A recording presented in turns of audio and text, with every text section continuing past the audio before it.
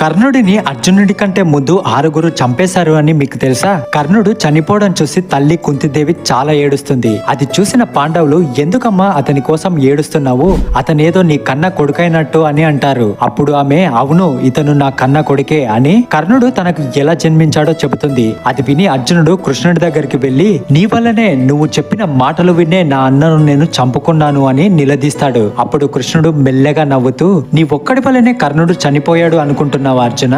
నీకంటే ముందు 6 కర్ణుడిని సంహరించారు. మొదటగా ఇంద్రుడు బ్రాహ్మణ వేషంలో కవచకుండలాలు దానంగా తీసుకుపోయాడు. తర్వాత బ్రహ్మాస్త్రం పనిచేయకుండా పరశురాముడు చెప్పించాడు. మూడవది నాగాస్త్రం నీ మీద రెండవసారి వదలకూడదని నీ తల్లి కుంతిదేవి వరమడిగింది. నాలుగవది కర్ణుడి రథసారథి శల్యుడు అతన్ని మధ్యలోనే వదిలి వెళ్లిపోయాడు. ఐదవది భూదేవి యుద్ధభూమిలో నేను నీ రథాన్ని తిరిగి తీసుకురాలేను అని చెప్పించింది.